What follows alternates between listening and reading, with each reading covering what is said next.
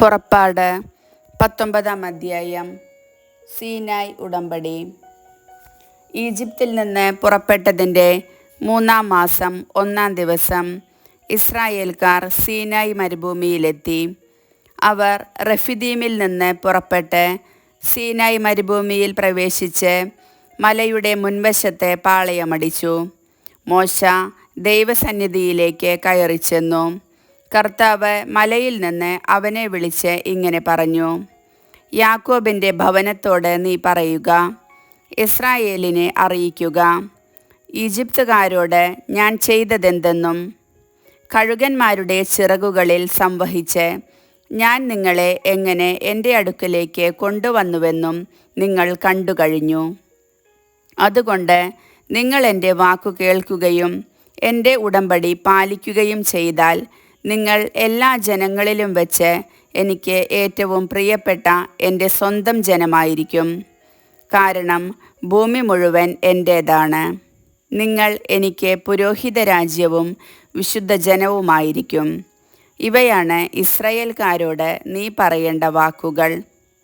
മോശ ചെന്ന് ജനത്തിലെ ശ്രേഷ്ഠന്മാരെ വിളിച്ച് കർത്താവ് കൽപ്പിച്ച കാര്യങ്ങളെല്ലാം അവരെ അറിയിച്ചു. ജനം ഏകസ്വരത്തിൽ പറഞ്ഞു: കർത്താവ് കൽപ്പിച്ചതെല്ലാം ഞങ്ങൾ ചെയ്തു കൊള്ളാം. ജനത്തിൻ്റെ മറുപടി മോശ കർത്താവിനെ അറിയിച്ചു. കർത്താവ് മോശയോട് പറഞ്ഞു: ഞാൻ നിന്നോട് സംസാരിക്കുമ്പോൾ ജനം കേൾക്കുന്നതിനും അവർ നിന്നെ എപ്പോഴും വിശ്വസിക്കുന്നതിനും വേണ്ടി ഇതാ ഞാൻ ഒരു കനത്ത മേഘത്തിൽ നിന്റെ അടുക്കലേക്ക് വരുന്നു. മോശ ജനത്തിൻ്റെ വാക്കുകൾ കർത്താവിനെ അറിയിച്ചു. അപ്പോൾ കർത്താവ് മോശയോട് പറഞ്ഞു: നീ ജനത്തിൻ്റെ അടുത്തേക്ക് പോയി ഇന്നും നാളെയും അവരെ ശുദ്ധീകരിക്കുക. അവർ തങ്ങളുടെ വസ്ത്രങ്ങൾ അലക്കട്ടെ. 3-ാം ദിവസം അവർ തയ്യാറായിരിക്കണം. എന്തെന്നാൽ 3-ാം ദിവസം ജനം മുഴുവൻ കാണുകെ കർത്താവ് സീനായ് മലയിൽ ഇറങ്ങിവരും. മലയ്ക്ക് ചുറ്റും ജനങ്ങൾക്ക് അതിർത്തി കൽപ്പിച്ചുകൊണ്ട് പറയണം: മലയിൽ കയറുകയോ അതിൻ്റെ അതിരിൽ തൊടുകയോ ചെയ്യാതിരിക്കാൻ ശ്രദ്ധിച്ചുകൊള്ളുവിൻ. മലയിൽ തൊടുന്നവൻ വധിക്കപ്പെടും. അവനെ ആരും സ്പർശിക്കരുത്. കല്ലെറിഞ്ഞോ അമ്പെയ്തോ കൊല്ലണം. മൃഗമായാലും മനുഷ്യനായാലും ജീവനോടെ ഇരിക്കരുത്. കാഹളം ദീർഘമായി മുഴങ്ങുമ്പോൾ അവർ മലയെ സമീപിക്കട്ടെ. മോശ മലയിൽ നിന്നിറങ്ങി ജനത്തിൻ്റെ അടുക്കൽ ചെന്ന് അവരെ ശുദ്ധീകരിച്ചു. അവർ തങ്ങളുടെ വസ്ത്രങ്ങൾ കഴുകി. അവൻ ജനത്തോട് പറഞ്ഞു: 3-ാം ദിവസത്തേക്ക് നിങ്ങൾ ഒരുങ്ങിയിരിക്കുവിൻ. ആരും സ്ത്രീയെ സമീപിക്കരുത്. ദൈവം പ്രത്യക്ഷപ്പെടുന്നു. 3-ാം ദിവസം പ്രഭാതത്തിൽ ഇടിമുഴക്കവും മിന്നൽ പിണരുകളും ഉണ്ടായി. മലമുകളിൽ കനത്ത മേഘം പ്രത്യക്ഷപ്പെട്ടു. കാഹളധ്വനി അത്യുച്ചത്തിൽ മുഴങ്ങി. പാളയത്തിലുണ്ടായിരുന്ന ജനമെല്ലാം ഭയന്നു വിറച്ചു.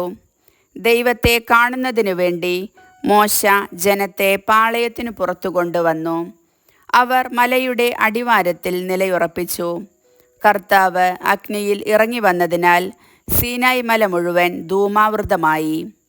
ചൂളയിൽ നിന്നെന്ന പോലെ അവിടെ നിന്ന് പുക ഉയർന്നുകൊണ്ടിരുന്നു. മല ശക്തമായി ഇളകി വിറച്ചു. കാഹള ശബ്ദം ശക്തിപ്പെട്ടുകൊണ്ടേയിരുന്നു. മോശ സംസാരിക്കുകയും ദൈവം ഇടിമുഴക്കത്താൽ ഉത്തരം നൽകുകയും ചെയ്തു. കർത്താവ് സീനായ് മലമുകളിൽ ഇറങ്ങി വന്ന് മോശയെ മലമുകളിലേക്ക് വിളിച്ചു. അവൻ കയറിച്ചെന്നു.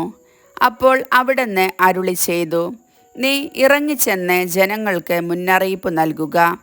അല്ലെങ്കിൽ അവരിൽ അനേകം പേർ കർത്താവിനെ കാണുന്നതിന് അതിർത്തി ലംഘിച്ച് അടുത്തു വരികയും തൽഫലമായി മരിക്കുകയും ചെയ്യും. കർത്താവിനെ സമീപിക്കുന്ന പുരോഹിതന്മാരും തങ്ങളെ തന്നെ ശുദ്ധീകരിക്കട്ടെ. അല്ലെങ്കിൽ കർത്താവിൻ്റെ കോപം അവരുടെ മേൽ പതിക്കും.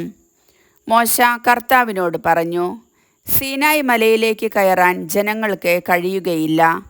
കാരണം ചുറ്റും അതിർത്തി നിർണയിച്ച് മലയെ വിശുദ്ധ സ്ഥലമായി പരിഗണിക്കാൻ അങ്ങു തന്നെ ഞങ്ങളോട് കൽപ്പിച്ചിട്ടുണ്ടല്ലോ. അപ്പോൾ കർത്താവ് മോശയോട് കൽപ്പിച്ചു: നീ ഇറങ്ങിച്ചെന്ന് അഹറോനെയും കൂട്ടി കയറി വരുക. എന്നാൽ പുരോഹിതന്മാരും ജനങ്ങളും അതിർത്തി ലംഘിച്ച് കർത്താവിനെ സമീപിക്കാതിരിക്കട്ടെ. സമീപിച്ചാൽ കർത്താവിൻ്റെ കോപം അവരുടെ മേൽ പതിക്കും.